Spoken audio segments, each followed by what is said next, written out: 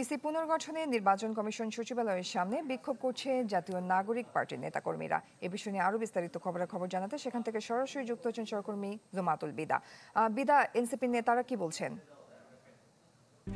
RICL TMX, যুগের পর যুগ স্থাপনা থাকে মজবুত। সরকারের বড় বড় পদগুলো ছেড়ে দিন, মানুষকে কাজ করার সুযোগ দিন। এর আগেও ঐক্যমত্য কমিশনের সাথে বৈঠকে নিজেদের যেই ভাবনা নির্বাচন কমিশন ঘিরে সেটা কিন্তু জাতীয় নাগরিক পার্টির পক্ষ থেকে জানানো হয়েছিল। তাদের যে অনাস্থার কারণ এবং পক্ষপাতমূলক আচরণের যে অভিযোগ সেটি পূর্ব থেকেই ছিল। তারই প্রেক্ষিতে আজকে এই নির্বাচন কমিশন পুনর্গঠন এবং একই সাথে স্থানীয় সরকার নির্বাচনের যেই দাবি সেটিকে নিয়ে এই নির্বাচন কমিশন ভবনের সামনেই বিক্ষোভ সমাবেশ করছে জাতীয় নাগরিক পার্টি।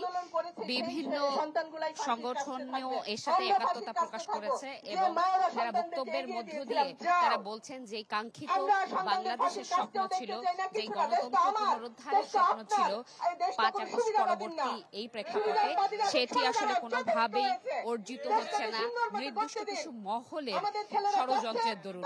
এবং এর জন্য তারা দুষ্টের নির্বাচন কমিশনের যেই নিয়োগ প্রক্রিয়া রয়েছে, যেই আইন রয়েছে, সেই পুরনো আইনে নিয়োগ প্রক্রিয়াকেও তারা দুষছেন এবং তারা বলেছেন এই যে নিয়োগ প্রক্রিয়া ছিল এটির বিপক্ষে ছিল সব রাজনৈতিক দলগুলো।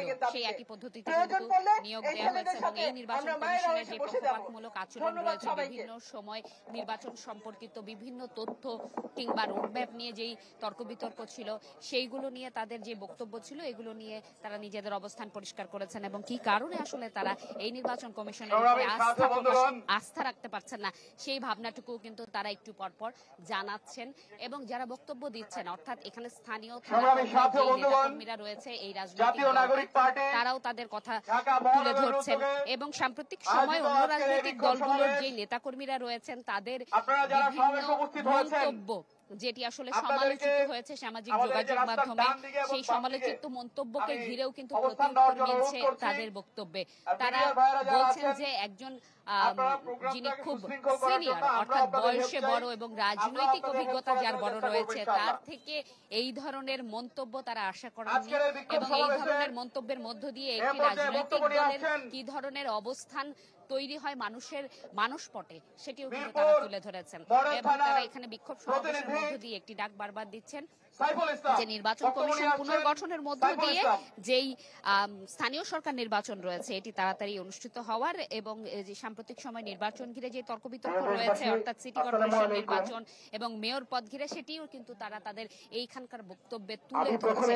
জয়ী আমরা হয়েছে এখানে চেষ্টা করব সর্বশেষ তথ্য তুলে ধরা ছিল আমার কাছে এখান থেকে। বিদা, ধন্যবাদ আপনাকে।